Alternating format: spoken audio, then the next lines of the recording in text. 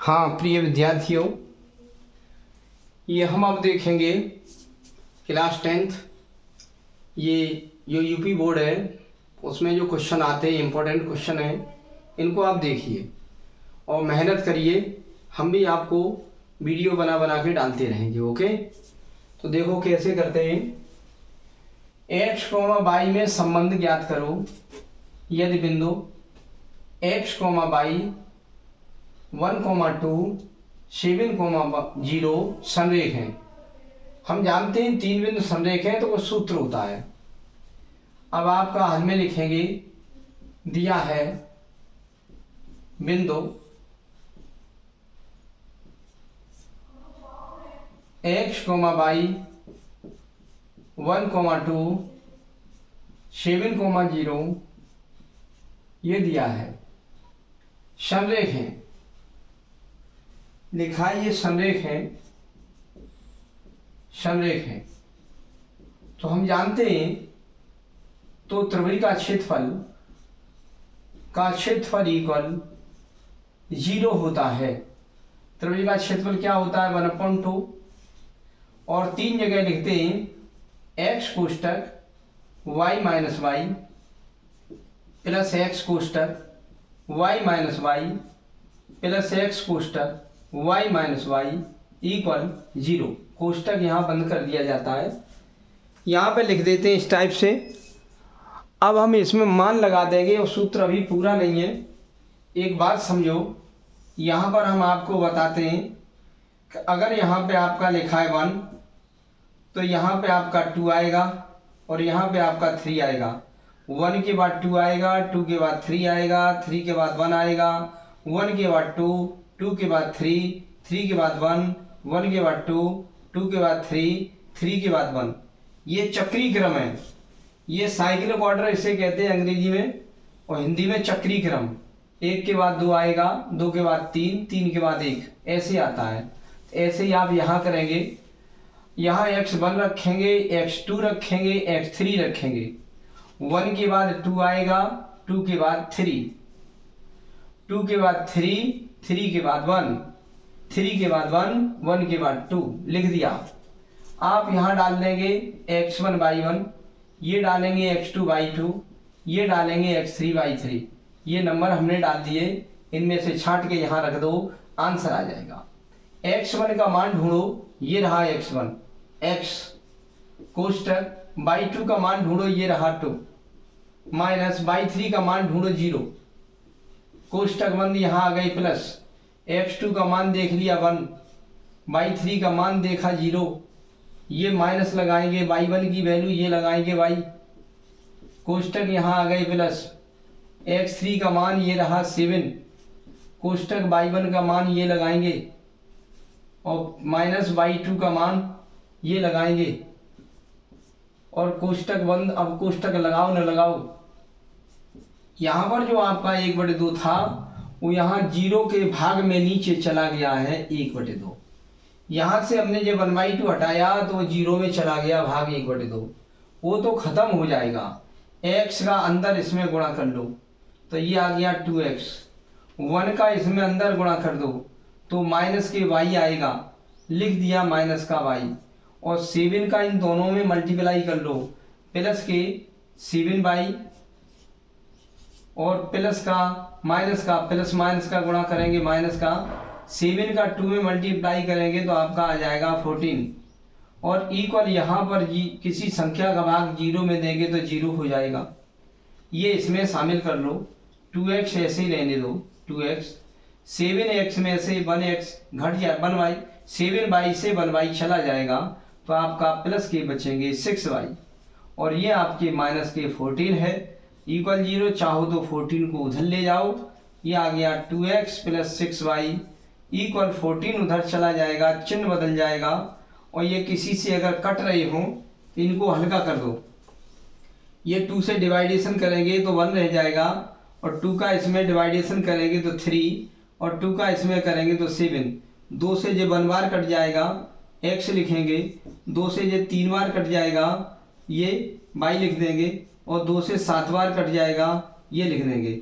बस आपका ये आंसर आ गया एक्स और वाई में ये संबंध है, ये आंसर हो गया।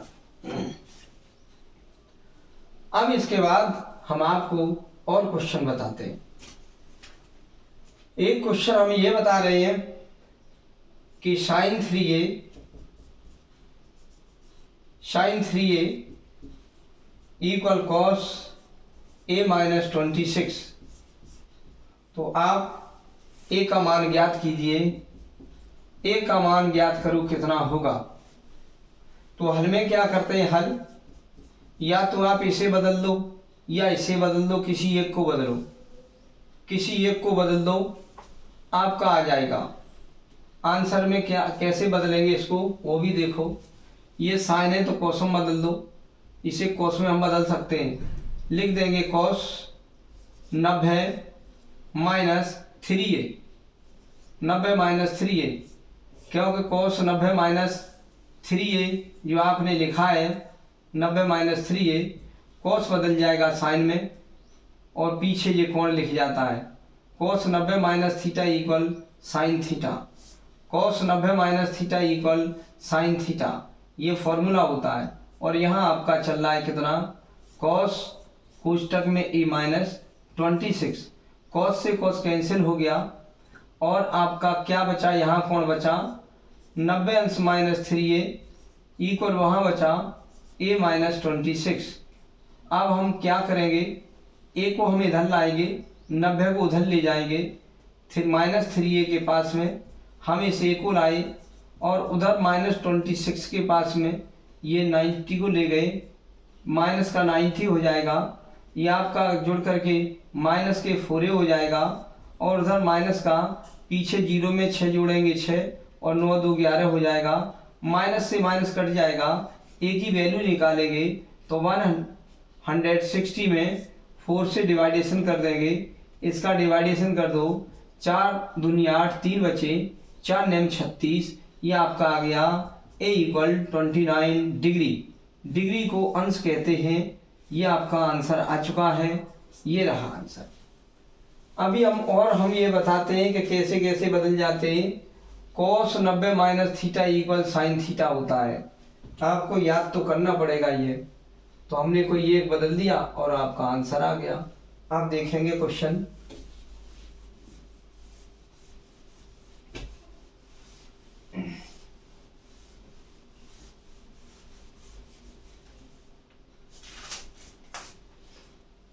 देखेंगे अब क्वेश्चन एक और। यदि गोले का वक्र पृष्ठ 36 पाई वर्ग सेमी है, गोले का वक्र पृष्ठ 36 पाई वर्ग सेमी है, तो गोले का आयतन बताओ।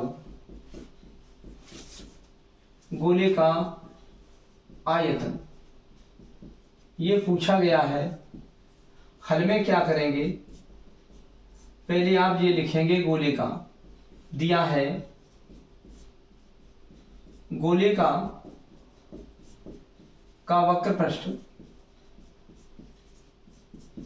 लिखेंगे आप 36 पाई, लेकिन गोले का वक्र पृष्ठ हमें याद है 4 पाई आर स्क्वायर याद है और लिख देंगे 36 पाई।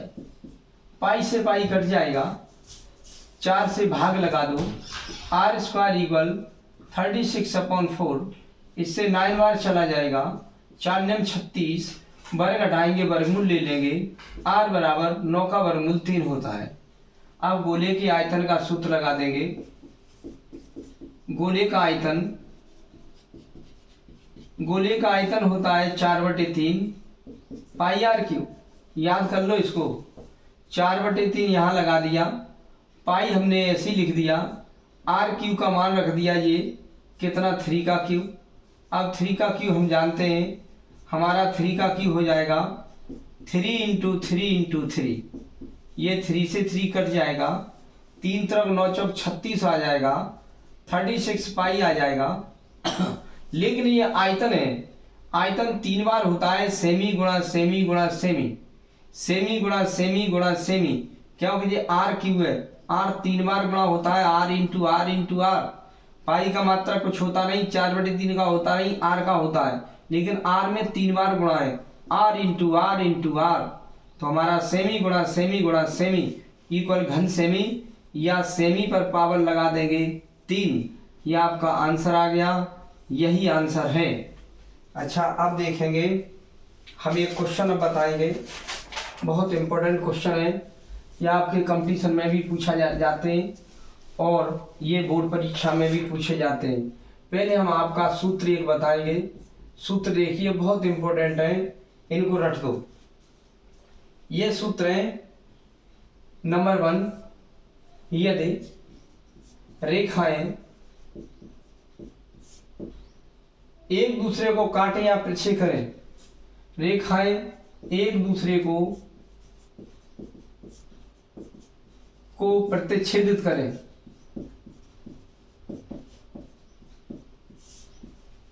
रेखाएं एक दूसरे को पीछे करें, तो क्या होगा देखो बताएं।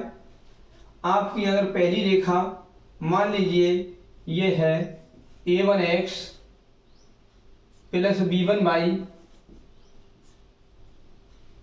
प्लस c1 इक्वल 0, एक है a2x plus b2y plus c2 equal 0, ये रेखाएं, तो क्या होगा, ये हो जाएगा a1/a2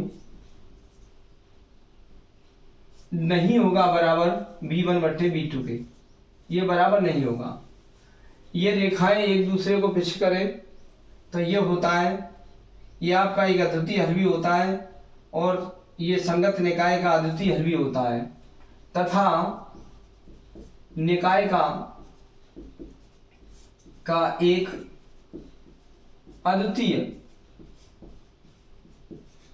अद्वितीय हल होगा।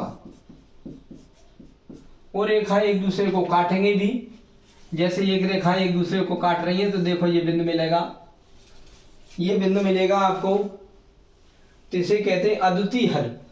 अद्वितीय माने इसके समान और कोई नहीं, अमाने नहीं, द्वितीय माने दूसरा, इसके समान कोई दूसरा नहीं है।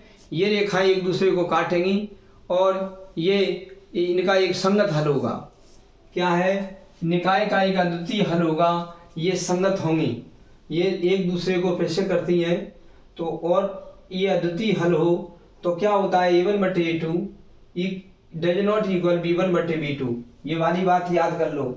एक बात और याद कराते हैं, दूसरी बात, यदि रेखाएं संपाती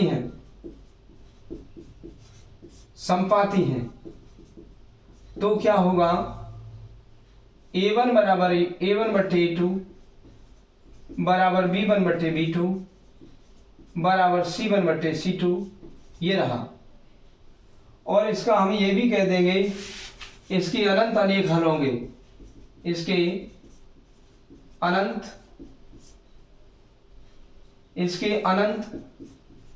अनेक हल होंगे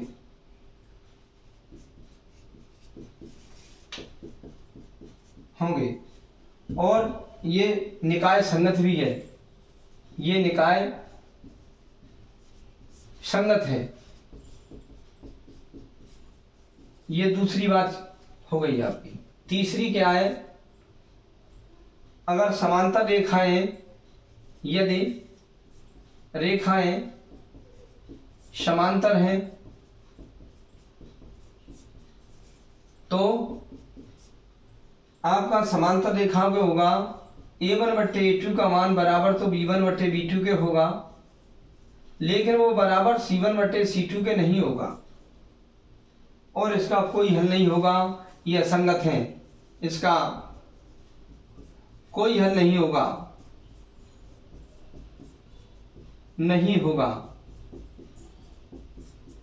ये असंगत है।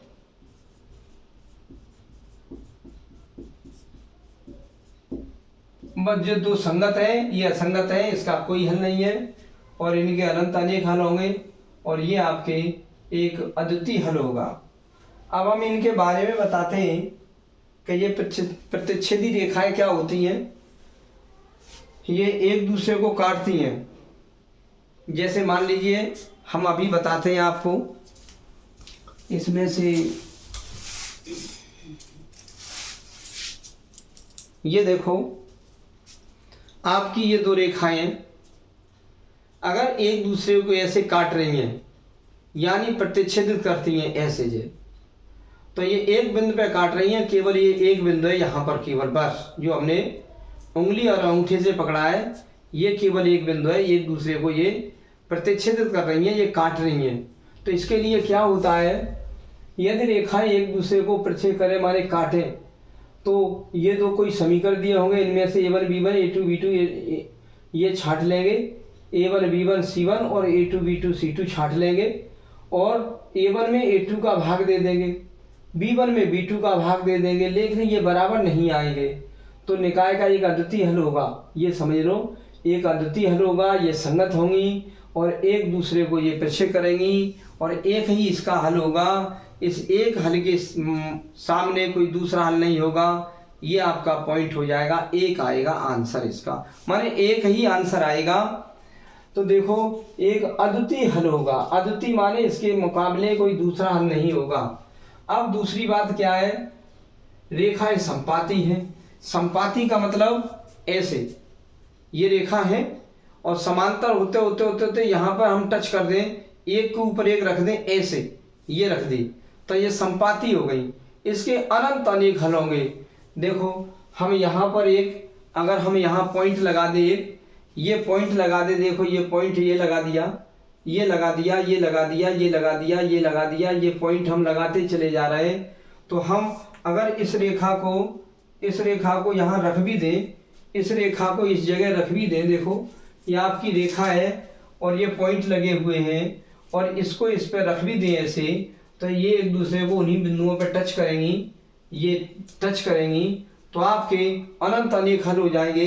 देखो ये रेखा यहाँ पर भी टच कर रही है, ये रेखा यहाँ पर भी टच कर रही है, यहाँ टच कर रही है, यहाँ टच करेगी, ऊपर हम इसके ऊपर रख दें ऐसे, देखो टच कर गई, तो ये काफी अनंत अनेक हल होंगे, पता नहीं कहाँ तक ये चलते चले जाए। संपाती क्या होती हैं, ये रेखाएं एक दूसरे के ऊपर रख देते हैं ऐसे, ये रख देते हैं, तो आपके अनंत अनेक इसके हल होंगे, आप इनको गिन नहीं सकते हैं, और ये संगत भी होगा। लिखा क्या है, निकाय एक अद्वितीय हल नहीं, वो नहीं, यदि रेखाएं संपाती हैं तो हमारा क्या होता है, a1 बट्टे a2 बराबर b1 बट्टे b2 बराबर c1 बट्टे c2, ये होता है, संपाती होती हैं और इसके अनंत अनेक हल होते हैं, और निकाय ये संगत होता है। अब हम आ गए, यदि रेखाएं समांतर हैं तो क्या होता है, a1 बटे a2 इक्वल b1 बटे b2 does not equal c1 बटे c2, इसका कोई हल नहीं होगा, ये असंगत होंगे।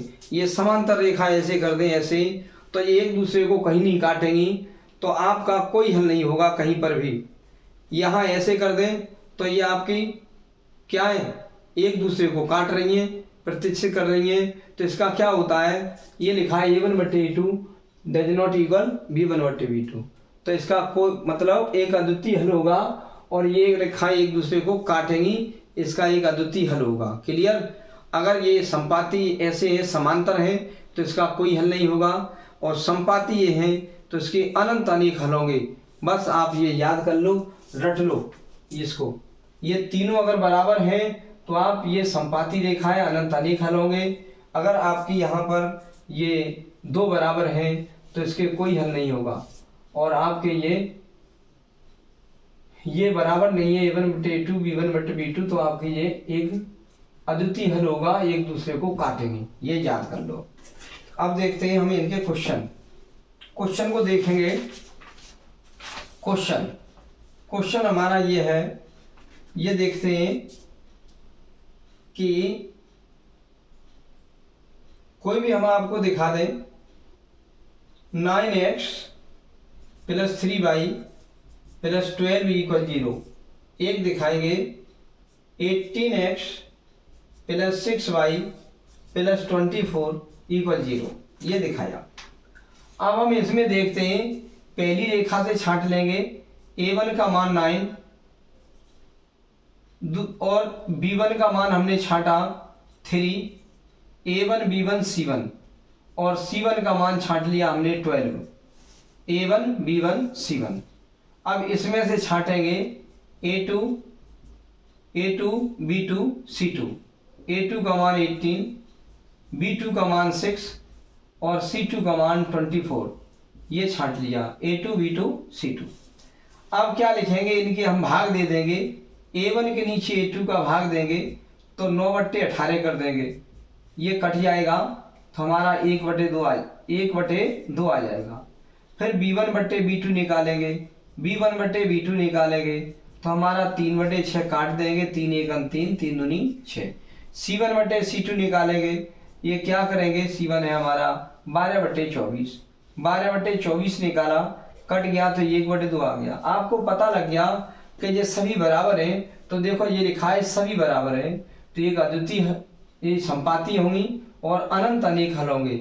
ये सब बराबर हो तो संपाती होंगी और अनंत अनेक हल होंगे, उन्हें गिन नहीं सकते हो, क्योंकि वो रेखाएं एक के ऊपर एक रखी है, ये बिल्कुल चिपकी हुई रखी है रेखा एक के ऊपर, तो यहाँ भी बिंदु आएगा, ये भी बिंदु आएगा, ये भी बिंदु, ये भी बिंदु, ये भी बिंदु, ये सब एक दूसरे के मतलब सटी हुई रेखाएं होंगी, अनंत अनेक हल होंगे। और समांतर रेखा में दूर दूर होती है, ये रेखाएं कहीं काटती नहीं है, तो इसका कोई हल नहीं होता है, हल असंभव है, कोई हल नहीं होगा, ये असंगत होता है। और ये संपाती रेखाएं एक दूसरे से चिपकी नहीं है, तो इनके अनंत अनेक हल होंगे, उनके लिए A1/A2 बराबर B1/B2 बराबर C1/C2 ये हो गया। तो आपके जो बराबर आ रहा है क्या लिखेंगे, यहाँ A1/A2 का मान बराबर आया है B1/B2 बराबर आया है C1/C2, ये आ चुका है, ये कंडीशन हमारी आ गई है। तो क्या लिख देंगे, ये रेखाएं संपाती हैं और इनकी अनंत अनेक हल होंगे, लिख देंगे, इसलिए रेखाएं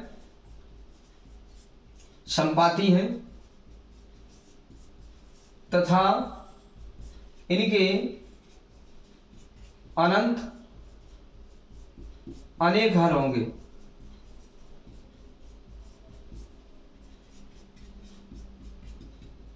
ऐसे आंसर कर लिया जाता है। आपको केवल ये फॉर्मूला याद होने चाहिए, तो आप इनको बड़ा आसानी से निकाल सकते हैं और ओके कर देंगे। ये आप याद कर लो, फिर बाद में हम और भी क्वेश्चन बताएंगे। और हमारे चैनल सब्सक्राइब नहीं किया तो उसको सब्सक्राइब कर लो, और जो आपकी जो घंटी आएगी उसको क्लिक करके ऑल पे कर देना, तो हम जो वीडियो डालेंगे वो डायरेक्ट तुरंत पहुंचेंगे। और अपने दोस्तों को भी ये शेयर कर देना, और भी हम इम्पोर्टेंट क्वेश्चन बताएंगे। ओके, और मेहनत भी करते रहिए और इनको देखते भी रहिए।